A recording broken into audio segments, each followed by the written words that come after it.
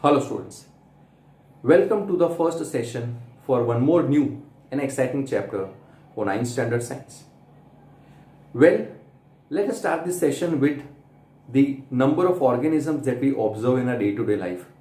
There are millions and millions of species which are found on the surface of the earth.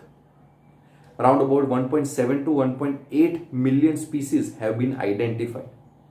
Still, there are a lot of species who are still left to be identified. So these differences that we observe in our day-to-day life, that we do not observe only one kind of butterfly. There are variations in the butterflies.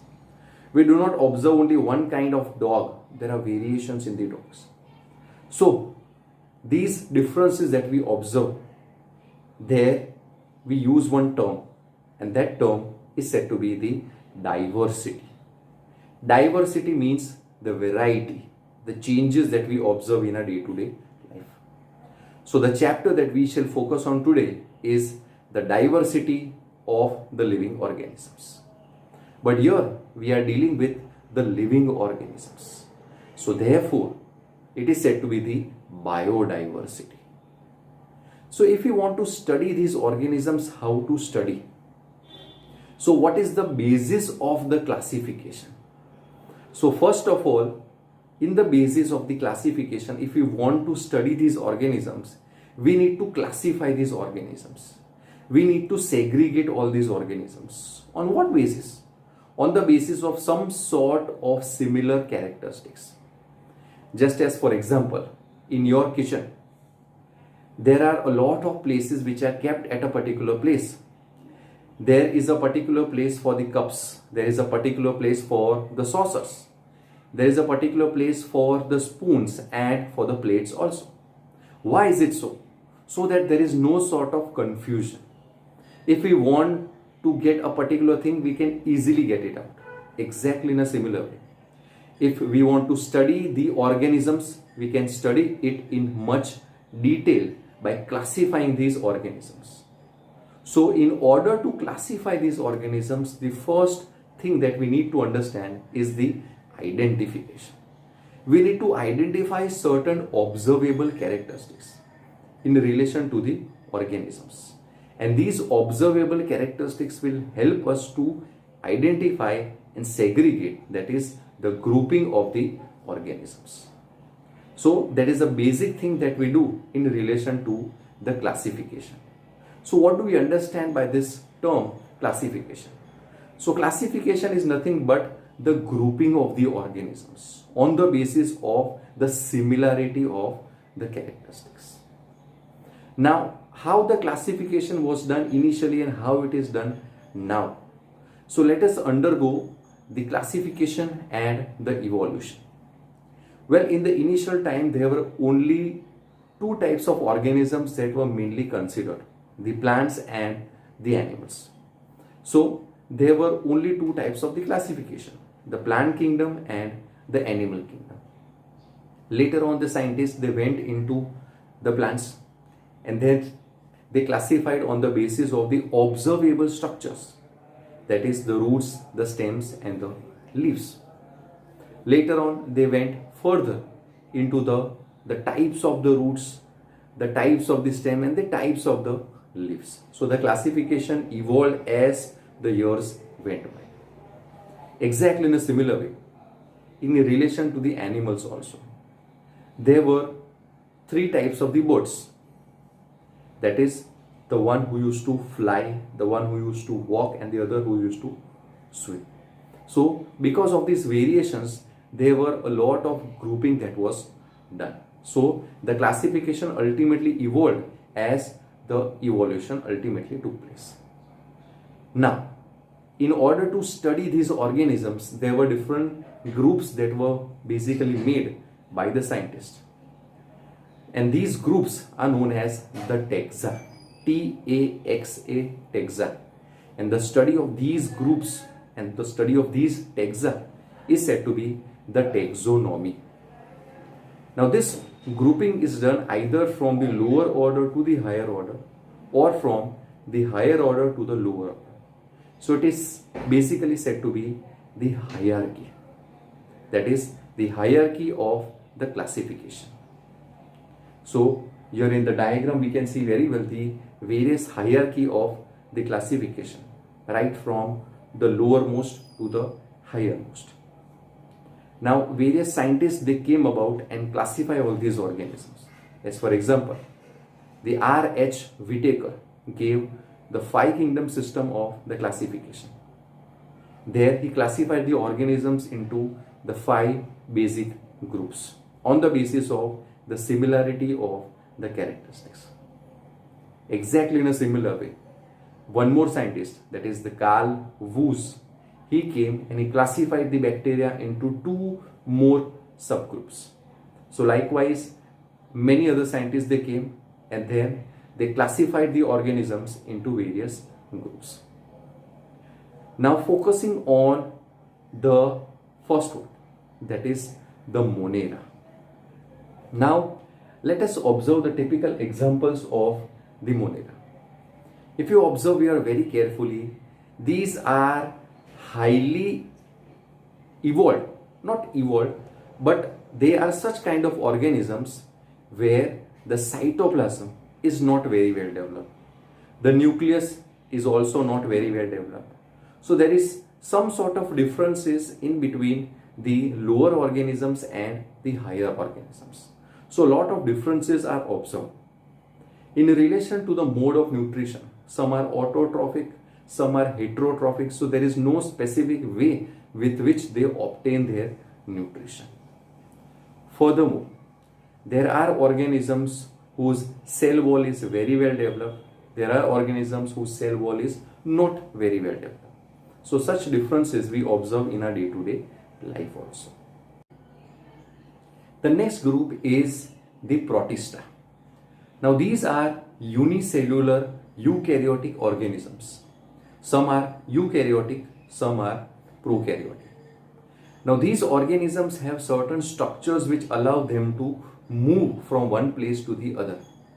Just as the amoeba has the pseudopodia, the paramecium has the cilia, and they are the autotrophic organisms. Some of them are the heterotrophic organisms also. So a lot of variations are observed. Furthermore, the next group is the fungi. Now fungi, if you observe very carefully in our day-to-day life, these are the organisms who depend on the dead organic matter. That is, they eat the substances after the death of that substance. So therefore, they are said to be the saprophytes. That is, those who eat on the dead and the decaying organisms. Furthermore, the cell wall is basically made up of some sort of the tough covering, and that tough covering is said to be the chitin. Well, there are certain fungi who have a close association with the algae, and such kind of relation between the fungi and the algae is said to be the symbiotic relationship. So there is a give and take relationship between the algae and the fungi, and such union of algae and fungi, it is together known as the lichens. The next group is the plantae. Now in plantae we will be able to observe all the characteristics of the plants, right from the roots, stems, the leaves, with the involvement of the fruits as well as with the involvement of the flowers also, and they are highly multicellular organisms. Moving on to the last group, that is the Animalia. Here we will be able to observe all the characteristics of the animals, having a backbone or not, to various other forms of the classification. Now let us observe whatever we have studied with the help of a small animation. There are millions and millions of species on the surface of this earth. Some are known, some are unknown. Right from the microscopic organisms to the huge organisms which are found on the surface of the earth. So how to study all these things? By the end of this chapter, we'll be able to understand the history of the classification, the organisms using the 5 kingdom classification, the hierarchical classification system of further, and the names of the organisms using the binomial nomenclature. So, focusing on the history of the classification and why do we need to classify these organisms? We basically need to classify the organisms so that we can study each and every evolutionary relationship and identify them. Now, Aristotle in the 4th century was the first one to distribute the animals, and he was able to understand the grouping of the organisms, right from the lowermost organisms to the highest of the organisms. Further, what is this classification? So, classification is nothing but the grouping of the organisms on the basis of the similarity of the characteristics. And these similarities are observable characteristics in case of the various organisms. Now, these are the various observable characteristics in various species. Focusing on the evolution point of view, that is, right from the primitive man to the modern man. Now, Charles Darwin in the year 1859 was the first one, through his book that is The Origin of Species, was able to identify that yes, with the evolution, the transformation of the organisms ultimately they take place. Later on, various scientists like the Ernest Haeckel, Robert Whittaker, and Charles Woos, they also came into existence and gave their respective distribution in relation to the organisms. Well, the various groups are the Plantae, the Animalia, the Protista, and the Monerans also. Later on, the R.H. Whittaker came into existence and gave his 5-kingdom system classification. Furthermore, these classifications were made on the basis of some of the characteristics like the cell structure, the mode of nutrition, and the body organizations also. Now, how these groups are made? These groups are made on the basis of some sort of hierarchical classification, that is, from the lowermost level to the highermost level, or from the higher level to the lower level. That is, from the kingdom, the phylum, the class, family, the genus, and the species. So, talking about the species, there are typical groups of the organisms. Just as, for example, the human beings are there at a particular place, so it is a species. Furthermore, the naming of the organisms, how to name the organisms. Just as, for example, the first name is the genus name, the second name is the species name. So, therefore, as there are two names, it is said to be the binomial nomenclature. This is the scientific name that is given to the organisms. The first capital letter of the genus, rest all the letters are small. It is written in italics, and when it is written by hand, it is to be underlined individually. So, these are certain rules for the scientific names. Focusing on the 5-kingdom system of classification. The first one, that is the Monerans. Here a lot of bacteria are there. We can see that yes, the cell wall is not very well developed. The nucleus is also not in a well coordinated manner. They are highly aquatic in nature, and they might show autotrophic or the heterotrophic mode of the nutrition. Proceeding into the Protista. These are the unicellular organisms having the specific structures for the purpose of the locomotion and the ability to take food. Just as, for example, in case of amoeba, there is pseudopodia, then cilia in case of the parameciums. Focusing on the fungi, it eats the dead and the decaying organic matter. So, therefore, they are said to be the saprophytic organisms.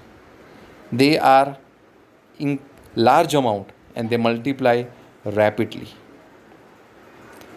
Here we can see very well they are eating the dead and the decaying organic matter known as the saprophytes. When fungi they live with the algae, it is said to be the lichens. There is a give and take relationship found on the bark of the stems. Next is the Plantae group. Plantae shows mostly all the characteristics of the plants which we observe in our day to day life. And same way for the animals, showing all the characteristics of the animals. That is the multicellular body with a lot of body design. So that was about the classification and the evolution and the Whitaker's five kingdom classification. Well, in the next class, we shall proceed in much detail with the plant classification and the various aspects of it. Thank you very much.